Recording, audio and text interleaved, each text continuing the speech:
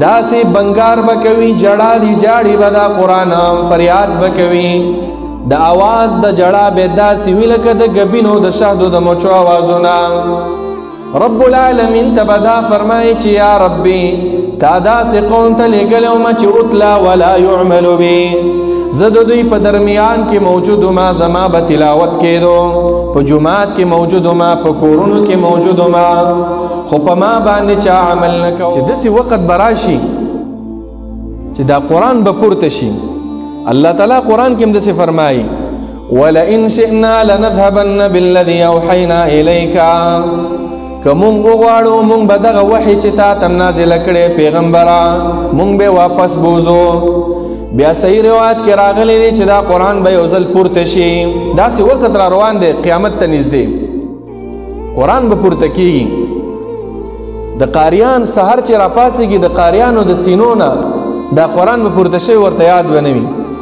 او د قرآن دا پاڼې چې دي دا کاغذ د دې نه به پورته شوی وای دا قرآن چې پورته شي روایتو کې راغلی چې دا به لاړ شي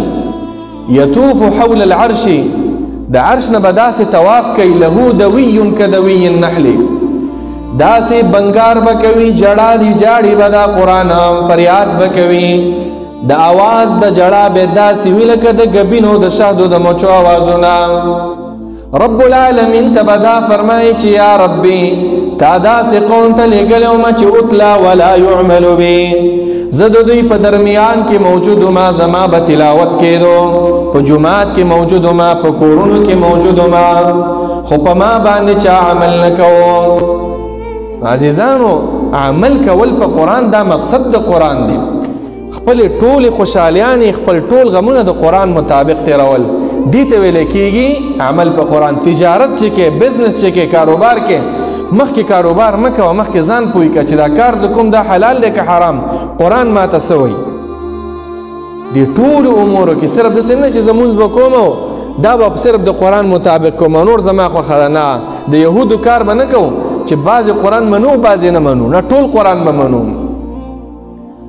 پنځم حق د قرآن هغه دا دی زما عزتمندو مهم قرآن طرف ته دعوت کول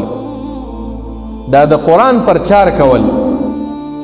قرآن کې رب العالمین فرمایي ومن احسن قولا ممن دعا د هغه انسان نه ښه سړی نشته ښه وینا والا چې د الله طرف ته دعوت ورکوي پیغمبر تم الله فرمایي یا ایها الرسول بلغ ما انزل الیک اے پیغمبر دا قرآن خلکو ته ورسوه د دې مسلې خلکو ته بیان کا دعوت کوا د دې قرآن یو روایت کې راغلی دی که تاسو دا دعوت پرېښودو امر بالمعروف او نهی عن المنکر د اسمان نه به په تاسو باندې د کاڼو باران وشي نو زما عزتمندو نن سبا د قرآن دعوت ډېر اسان دی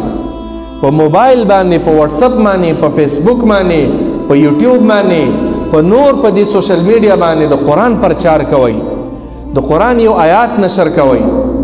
د قرآن ترجمه نشروئ نو دا په خپل ستایو دعوت د خپل کور ته لېږه خپل مور ته خپل رور ته خپل خور ته روزانه یو بیان لېږه دا د قرآن دعوت دی نو امی سړی هغه به هم د الله د کتاب طرف ته دعوت کوي نو عزیزانو دا د قرآن حقونه شو خلاصه د قرآن اولنې حق دا دی په موږ انسانانو باندې چې په قرآن به ایمان راوړو دویم حق د قرآن دا دی دا قرآن زده کولو مطلب دا دی تلاوت کول د قرآن اوریدل دریم حق د قرآن دا دی قرآن کې سوچ کول د سوچ کولو مطلب دا قرآن په ترجمه زده کول څلورم حق د قرآن دا دی قرآن باندې عمل کول د قرآن مطابق زندگی تیرول او پنځم حق د قرآن دا دی چې قرآن طرف ته پرچار او دعوت کول